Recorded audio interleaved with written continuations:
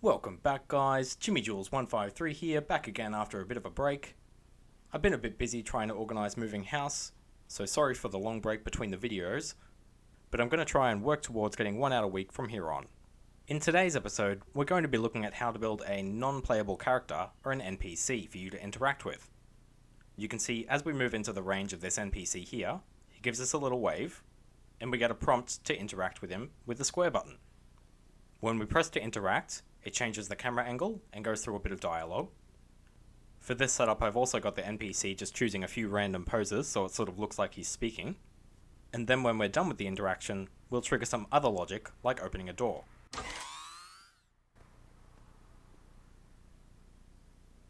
Now to start off with, I've just got a default deluxe puppet here, just with an additional tag added, which is the player tag.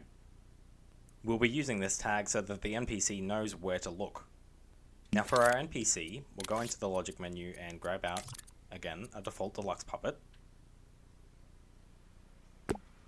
And we'll jump into the puppet logic here, and just remove the follow behavior and the level complete. And we'll also remove the controller logic for this one, because it won't be controlled at all, as it's a non-playable character. Now we'll just go into the menu and grab out a microchip, so we can keep things nice and tidy. And we'll open that up, and we'll grab out a selector. This selector is going to be the core of our setup.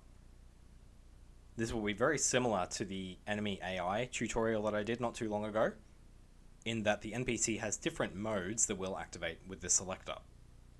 We'll grab out a microchip for each different mode, and the very first thing that we want the NPC to do is to look at our character before they start interacting. For this, we'll grab a look at rotator, and we'll just drag the arrow around to the front of the puppet so that it's facing forwards with the grid turned on. There we go. And we'll just turn the strength all the way up for that, and we'll tell it to look for the player tag, which is the tag over here that we've got already stamped on our player.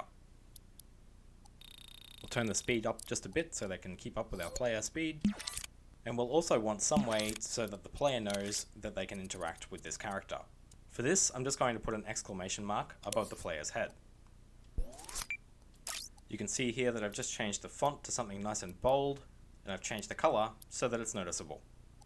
We'll change this text to in scene, and we'll turn on the rotation so we can rotate the text 90 degrees, just like so, and we'll put that just above the player's head.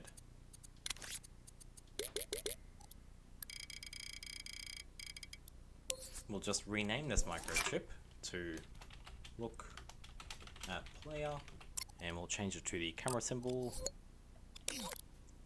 and that's going to be our first mode.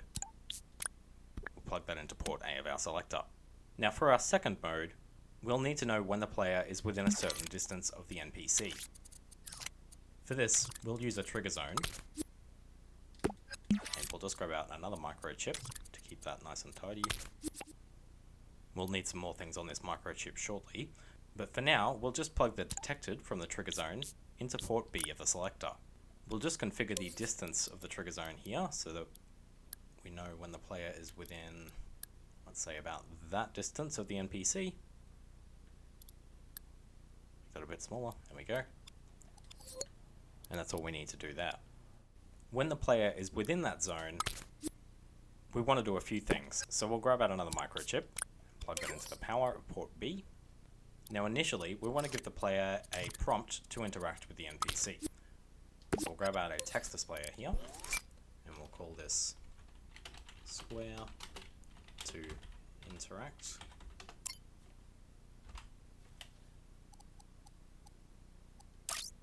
And we'll get rid of the border and the background, and we'll just make that text white, and realign that to the center at the bottom. And just to make it look a bit nicer, we'll make that text fade in as well. So we'll grab out a signal manipulator, and we'll turn our smoothing up to about a second for the input and the output smoothing, and we'll plug that port B into the signal manipulator. We'll then plug the output from the signal manipulator into the text opacity so that the opacity slowly fades in and out. We'll also make the puppet give a bit of a wave when they come into range. So we'll grab out a timeline and a keyframe here. And we'll just move this puppet's arm so that he's making a bit of a wave motion.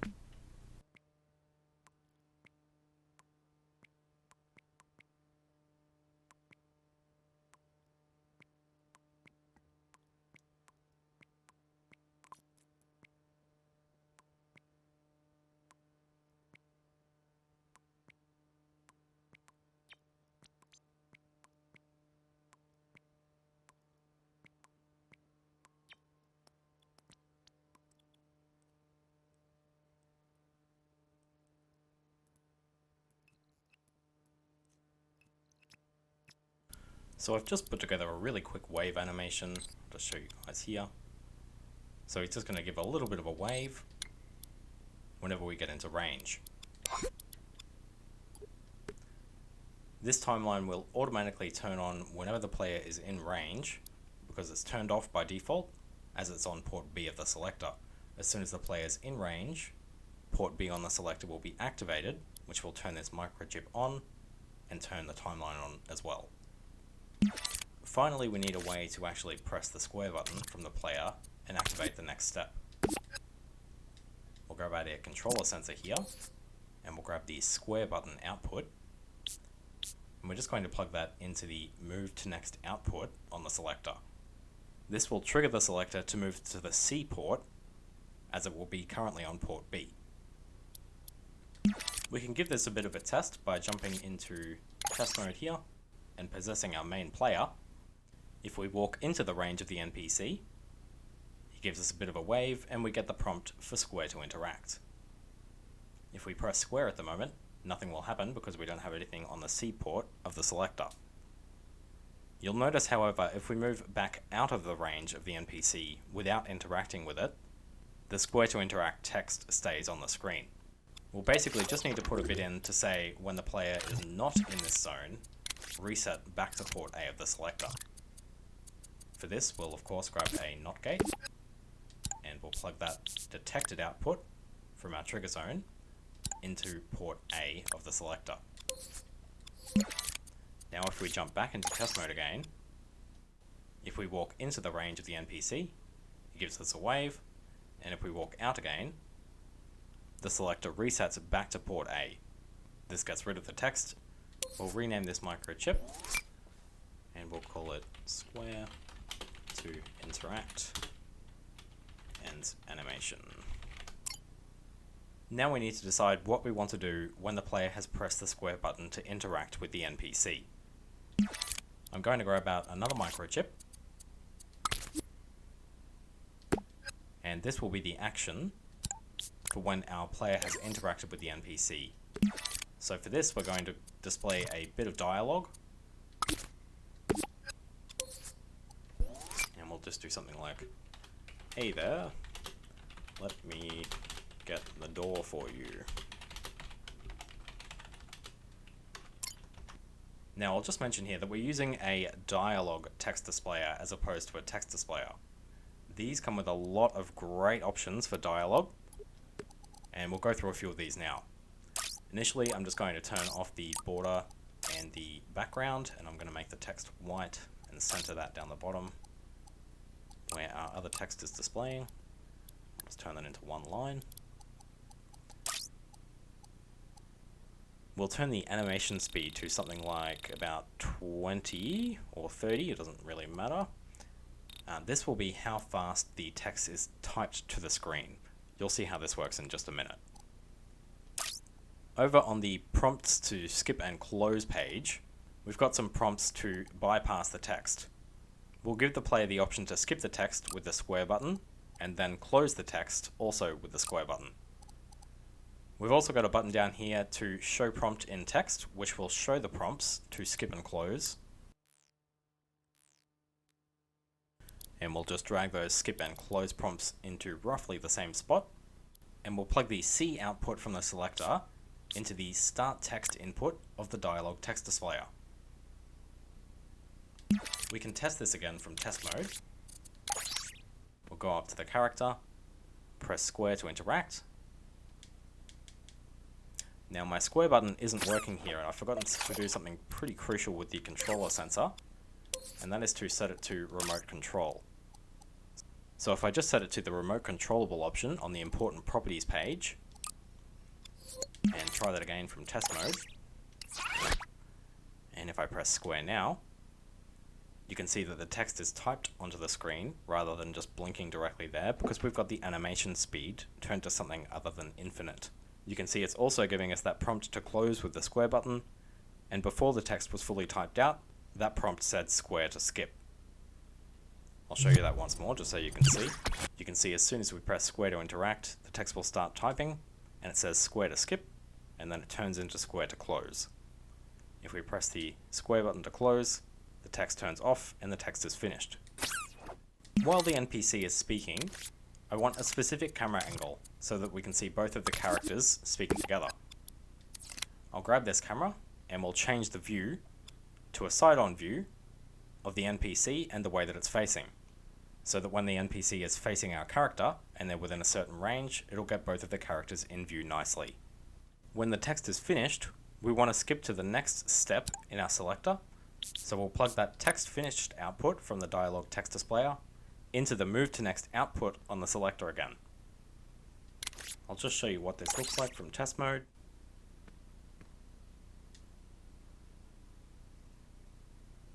So you can see the camera fits the two characters nicely in the screen. At the moment the conversation looks a bit still because neither of the characters are moving while the NPC is talking.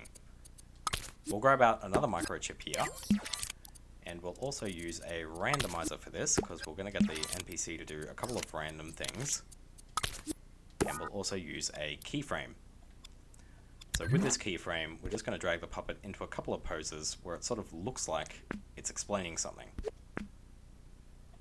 That one will do.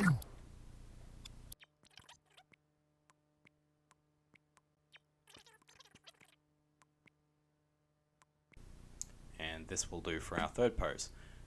And just for a quick and dirty fourth pose, we'll just leave one of these ports blank on the randomizer. We'll give this randomizer 4 ports. Something interesting to note too, guys, if you grab the port A on the randomizer and you hold down the shift button while you plug the randomizer into something, like this, I'm holding down shift, the randomizer will automatically switch to output B, so you can keep on plugging things in sequentially. It's now plugged into port C. Just a really quick way to plug things in, and it's really handy. A few of the gadgets do this, including the selector as well. So now we've got our randomizer with a few different poses programmed in here, and we'll just want to switch between these poses with a timer. So every 0.6 seconds, we'll make the character change pose. We'll also give these keyframes a bit of fade in and fade out time. Just 0.3 seconds will do nicely. So now whenever this microchip is activated, this randomizer will randomly select a pose for the NPC to be in. If we jump into test mode and possess our character, if we walk up and press square, you can see the character now looks a little bit like he's explaining something. Again, you can put as much detail into that as you like. This is just a really quick example. So at the moment, we've got our dialog text displayer pushing us to the output D on the selector, which we have nothing plugged into at the moment. So this will be what happens once the player has interacted and closed the text. Again, we'll grab out another microchip just to keep things tidy. And while we're at it, we'll just rename this microchip as well. And we'll call this text and camera. Once the player has closed the text, we want to activate some other logic so that something happens in the scene so that the player can progress further. This might be something like unlocking a quest with a variable, or in this circumstance, unlocking a door so the player can physically move through it. I also don't want this NPC to stick around, so we'll make him walk away after we've finished. We'll plug our output D from our selector into this final action. And for this, we'll use a mover to make it walk away. And we'll move that arrow around to the front of the puppet so that it moves forwards. Now I actually want this puppet to move to the left, to my left, so that it walks past the door over here. So I'm actually going to make this mover face that way, the way that I want it to move, and I'm going to keep local space turned off, so that no matter which way the puppet is facing, the mover will always push in that direction. Local space basically means that we'll be using the grid in relation to the object that the mover is attached to, as opposed to the world grid. We'll turn the movement strength up all the way for this, and we'll turn the forward speed way down, just so that it's a bit of a slow walk off the screen. We'll also completely remove any dampening in the y-axis, as we want the player to move up and down freely. If we just push the player in that direction, it's just going to start walking sideways without turning in the direction that it's traveling. We'll use a rocket rotator, and we'll make sure that, again, that arrow is facing forwards. We'll turn the strength and the dampening all the way up, and this rocket rotator is just going to rotate our puppet in the direction that it's traveling. We also want this output D to open the door. So I'm just going to open the door's logic here. You would be using your own door. This door is also available on the Dreamverse if you want it. So you would activate your own door logic with this output D. And we're just going to plug this into the door here so that it activates that and opens it. So again, we'll go into test mode. We'll possess our player. Now we'll interact with the NPC. He does his dialogue and the camera angle. We'll press square again. The door will open, and the NPC will momentarily move away until it gets out of the range of interaction. Once the player has interacted with the NPC, we no longer want them to be able to influence it in any way. To do this, we'll turn off the microchip that's detecting whether the player is in range to interact with the NPC. We only want this microchip to be active when the player is not in range and when the player has not interacted with the NPC. So we're going to use ports A and B on the selector, because port A is when the player is not in range of the NPC, and port B is when the player has not yet interacted with the NPC. As soon as both of those conditions have been met, we don't need this trigger zone anymore.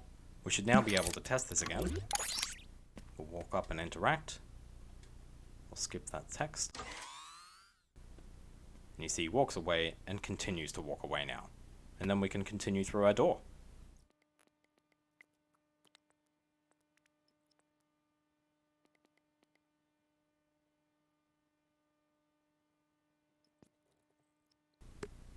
I've just done a quick tidy up of the wires, guys, so this is sort of what it looks like at the very end. We've just got both of the next output signals going into this one node, so we've just got the one wire going into the next port rather than two, just to keep things tidy. So we'll just go through this once on play mode so you can see what the final product would look like. Of course, yours may look different to this. You can make it do really whatever you like, but this is just a great setup for getting it to do different things at different times. We'll interact with the puppet here. It'll go into the close-up camera and display some dialogue. Press square once more. The door will open and the puppet will walk away, leaving us free to progress further into the level. That's about all there is for this NPC episode, guys. Hope you enjoyed the video, and I'll see you in the next one.